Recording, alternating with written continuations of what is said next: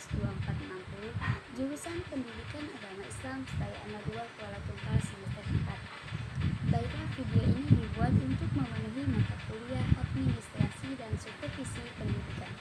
Baiklah, saya dari kelompok 8 akan menyampaikan sedikit tentang pengertian dan pentingnya supervisi pendidikan, tujuan atau sasaran supervisi pendidikan, serta prinsip-prinsip. Supervisi merupakan kegiatan pengawasan, tetapi sifatnya lebih manusiawi.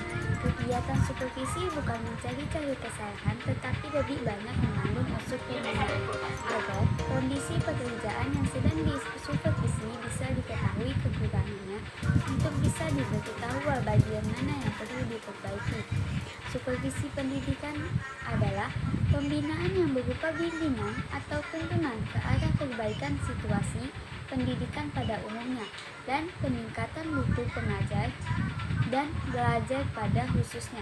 Menurut Mulyasa 2002, supervisi adalah segala usaha pejabat sekolah dalam membimbing guru-guru dan tenaga kependidikan lainnya untuk memperbaiki pengajaran, termasuk menstimulasi, menyeleksi pertumbuhan dan perkembangan jabatan guru-guru, menyeleksi dan merevisi tujuan pendidikan dan bahan pengajaran dan metode pengajaran serta evaluasi pengajaran.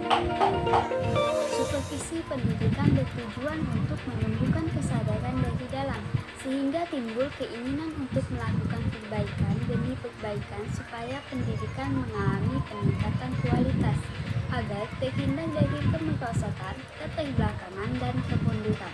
Supervisi juga bertujuan untuk membangun kebersamaan dan kekompakan dalam melangkah sesuai target yang ditentukan. Kemudian, sebagai arah pendidikan, tujuan akan menentukan arah dari suatu usaha sehingga arah tadi menunjukkan jalan yang harus ditempuh dari situasi sekarang kepada situasi berikutnya. Contoh, guru yang berkeinginan membentuk anak didiknya menjadi manusia yang cerdas, maka arah dari usahanya ialah menciptakan situasi belajar yang dapat mengembangkan kecerdasan. Kemudian, tujuan sebagai titik akhir. Contoh, jika seorang pendidik bertujuan agar anak didiknya menjadi manusia yang berakhlak mulia, tentu akan menekankan tentang pribadi akhlakul karimah yang diinginkan tersebut. Kemudian, tujuan sebagai titik pangkal mencapai tujuan lain. Tujuan pendidikan yang satu dengan yang lain merupakan suatu kesatuan yang tak bisa dipisahkan.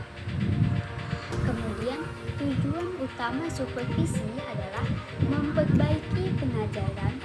Tujuan umum supervisi adalah memberikan bantuan teknis dan bimbingan kepada guru dan staf agar personil tersebut mampu meningkatkan kualitas kinerjanya dalam melaksanakan tugas dan melaksanakan proses belajar mengajar.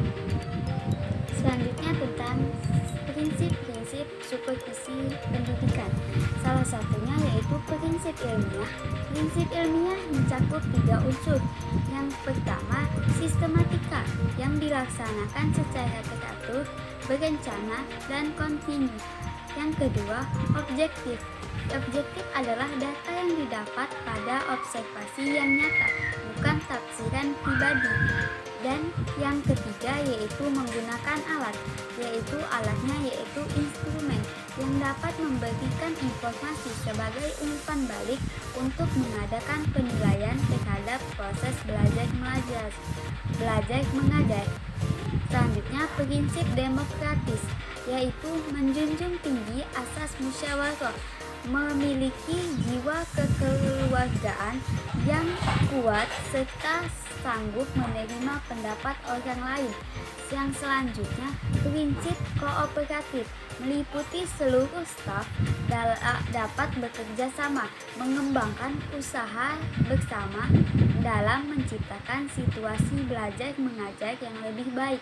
Selanjutnya, prinsip konstruktif dan kreatif, meliputi membina inisiatif guru serta mendorongnya untuk aktif menciptakan suasana di mana tiap orang merasa aman dan dapat menggunakan potensi-potensinya. Mungkin hanya itu yang dapat saya sampaikan. Lebih dan kurang saya mohon maaf. Saya akhiri dengan